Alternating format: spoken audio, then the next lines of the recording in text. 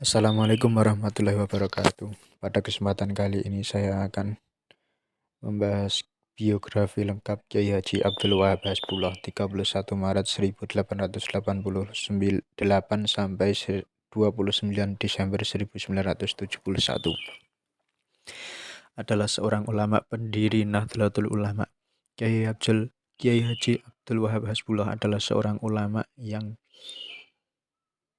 berpandangan modern. Dakwahnya dimulai dengan mendirikan media massa atau surat kabar, yaitu Harian Umum Suara Nahdlatul Ulama atau Surano, dan Berita Nahdlatul Ulama. Ia diangkat sebagai pahlawan nasional Indonesia oleh Presiden Joko Widodo pada tanggal 7 November 2014. Nama Abdul Wahab Hasbullah Indonesia. Beliau adalah pengarang syair Ya Lal Waton yang banyak dinyanyikan di kalangan Nahdliyin. Lagu Ya Lal Waton dikarangnya pada tahun 1934. Kiai Haji Maimun Zubair mengatakan bahwa syair tersebut adalah syair yang beliau dengar, peroleh dan dinyanyikan saat masa mudanya di Rembang. Dahulu syair Ya Lal Waton ini dilantangkan setiap hendak memulai kegiatan belajar oleh para santri. Pusaka hati wahai tanah airku, cintamu dalam imanku, jangan halangkan nasibmu, bangkitlah hai bangsaku. Pusaka hati wahai tanah airku, cintamu dalam imanku, jangan halangkan nasibmu, bangkitlah hai bangsaku. Indonesia negeriku, engkau panci martabatku, siapa datang mengancammu kan binasa di bawah durimu. Keluarga ayah Kiai Haji Abdul Wahab Hasbullah adalah Kiai Haji Hasbullah Said, pengasuh Pondok Pesantren Tambak Beras Jombang, Jawa Timur, sedangkan ibundanya bersama Nyai Latifah. Kiai Haji Wahab wafat 29 Desember 1971 dan makam Kiai Haji Wahab terletak di komplek Pondok Pesantren Bahrul Ulum Tambak Beras, tepatnya di sisi barat Desa Tambak Rejo, Kecamatan Kabupaten Jombang.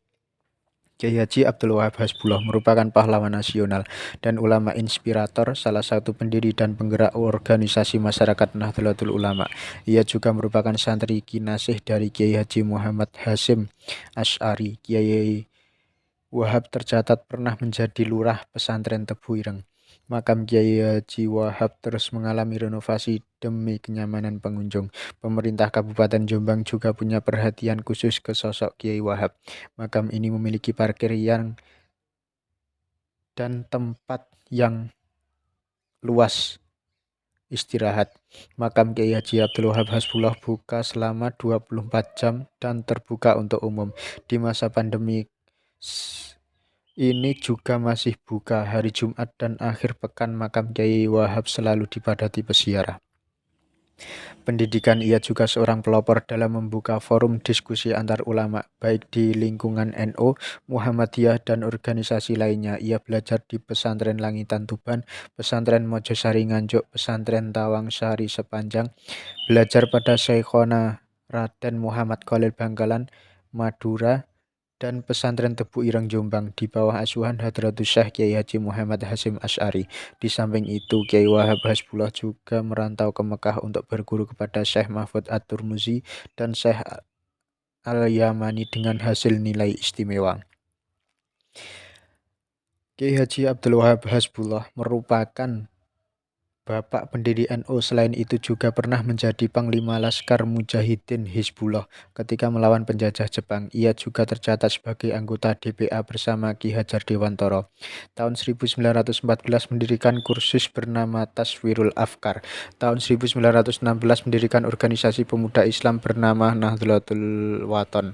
Kemudian pada 1926 menjadi ketua tim Komite Hijaz yang menemui Raja Arab Saudi. Awalan yang selalu Kiai Haji Wahab baca yaitu Huwal Habib, bagian dari sholawat burdah. Kiai Haji Abdul Wahab Hasbullah juga seorang pencetus dasar-dasar kepemimpinan dalam organisasi NU dengan adanya dua badan, Suriah dan Tanfidiyah, sebagai usaha pemersatu kalangan tua dengan muda.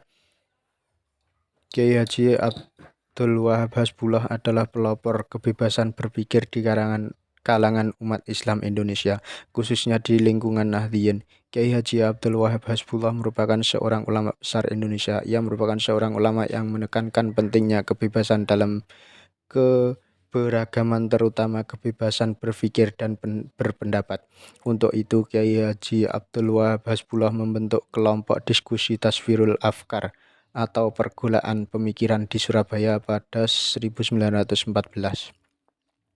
Mula-mula kelompok ini mengadakan kegiatan dengan peserta yang terbatas, tetapi berkat prinsip kebebasan berpikir dan berpendapat yang diterapkan dan topik-topik yang dibicarakan mempunyai jangkauan kemasyarakatan yang luas. Dalam waktu singkat, kelompok ini menjadi sangat populer dan menarik perhatian di kalangan pemuda. Banyak tokoh Islam dari berbagai kalangan bertemu dalam forum itu untuk memperdebatkan dan memecahkan permasalahan pelik yang dianggap penting. Taswirul Afkar tidak hanya menghimpun kaum ulama pesantren, ia juga menjadi ajang komunikasi dan forum saling tukar informasi antar tokoh nasional sekaligus jembatan bagi komunikasi antara generasi muda dan generasi tua.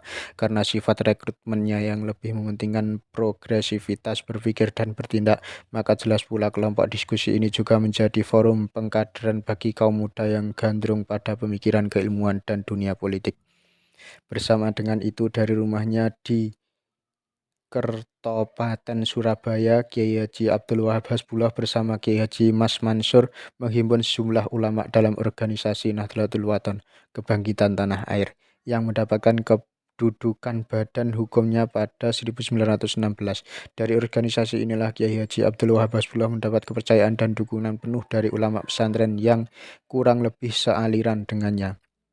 Di antara ulama yang berhimpun itu adalah Kiai Haji Bisri Sansuri Dananyar Jombang, Kiai Haji Abdul Halim Leimunding Cirebon, Kiai Haji Alwi Abdul Aziz Kiai Maksum Lasem, dan Kiai Haji Khalil Kasingan Rembang.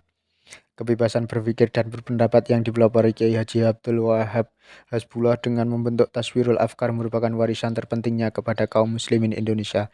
Kiai Haji Wahab telah mencontohkan kepada generasi penerusnya bahwa prinsip kebebasan berpikir dan berpendapat dapat dijalankan dalam nuansa keberagaman yang kental. Prinsip kebebasan berpikir dan berpendapat tidak akan mengurangi roh spiritualisme umat beragama dan kadar keimanan seorang muslim.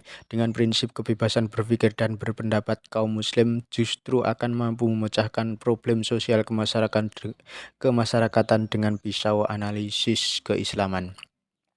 Pernah suatu ketika Kiai Haji Wahab didatangi seorang yang meminta fatwa tentang kurban yang sebelumnya orang itu datang kepada Kiai Bisri Sansuri, bahwa menurut hukum fikih berkorban seekor sapi itu pahalanya hanya untuk 7 orang saja, terang Kiai Bisri. Akan tetapi si Fulan yang bertanya tadi berharap anaknya yang masih kecil bisa terakomodir juga. Tentu saja jawaban Kiai Bisri tidak memuaskan baginya, karena anaknya yang ke-8 tidak bisa ikut menikmati pahala kurban. Kemudian oleh Kiai Haji Wahab dicarikan solusi yang logis bagi si Fulan tadi. Untuk anakmu yang kecil tadi, belikan seekor kambing untuk dijadikan lompatan ke punggung sapi, seru Kiai Haji Wahab. Dari sekelumit cerita di atas tadi, kita mengetahui dengan jelas bahwa seni berdakwah di masyarakat itu memerlukan cakrawala pemikiran yang luas dan luas. Kiai Haji Wahab menggunakan kaidah usuliyah ma la yudrakul kulluh, la yudraku julluh. Apa yang tidak bisa diharapkan semuanya janganlah ditinggal sama sekali. Disinilah peranan usul fikih terasa sangat dominan dari fikih sendirinya. Seorang inspirator gerakan pemuda Ansor. Dari catatan sejarah berdirinya GP Ansor dilahirkan dari rahim Nahdlatul Ulama NU, berawal dari perbedaan antara tokoh tradisional dan tokoh modernis yang muncul di tubuh Nahdlatul Wathon, organisasi keagamaan yang bergerak di bidang pendidikan Islam, pembinaan mubalek dan pembinaan kader. Kiai Haji Abdul Wahab Hasbullah, tokoh tradisional, dan Kiai Haji Mas Mansur yang berhaluan modernis, akhirnya menempuh arus gerakan yang berbeda justru saat tengah tumbuhnya semangat untuk mendirikan organisasi kepemudaan Islam. 2 tahun setelah perpecahan itu, pada 1924, para pemuda yang mendukung Kiai Haji Abdul Wahab Hasbullah, yang kemudian menjadi pendiri NU, membentuk wadah dengan nama Subhanul Wathon, Pemuda Tanah Air. Organisasi inilah yang menjadi cikal bakal berdirinya GP Ansor setelah sebelumnya ngalami perubahan nama seperti Persatuan Pemuda NU (PPNU), Pemuda NU (PNU), dan Ansarun Nahdlatul Ulama (ANO). Nama Ansor ini merupakan saran Kiai Haji Abdul Wahab Hasbullah, ulama besar sekaligus guru besar kaum muda saat itu, yang diambil dari nama kehormatan yang diberikan Nabi Muhammad SAW kepada penduduk Madinah yang telah berjasa dalam perjuangan membela dan menegakkan agama Allah. Dengan demikian, ANO dimaksudkan dapat mengambil hikmah serta teladan terhadap sikap, perilaku, dan semangat perjuangan para sahabat Nabi yang mendapat predikat Ansor tersebut. Gerakan ANO harus senantiasa mengacu pada nilai-nilai dasar sahabat Ansor, yakni sebagai penolong, pejuang, dan bahkan pelopor dalam menyiarkan, menegakkan, dan membentengi ajaran Islam. Meski ANO dinyatakan sebagai bagian dari NU, secara formal organisatoris belum tercantum dalam struktur organisasi NU. Baru pada Muktamar NU ke-9 di Banyuwangi, tepatnya pada tanggal 10 Muharram 1353 Hijriah atau 24 April 1934, ANO diterima dan disahkan sebagai bagian Departemen Pemuda NU. Dimasukkannya ANO sebagai salah satu departemen dalam struktur kelembagaan NU berkat perjuangan Kiai-Kiai Haji muda seperti Kiai Haji Mahfud Siddiq, Kiai Haji Ahmad Wahid Hasyim, Kiai Haji Dahlan. Demikian sedikit biografi dari Kiai Haji Abdul Wahab Hasbullah, semoga bermanfaat. Assalamualaikum warahmatullahi wabarakatuh.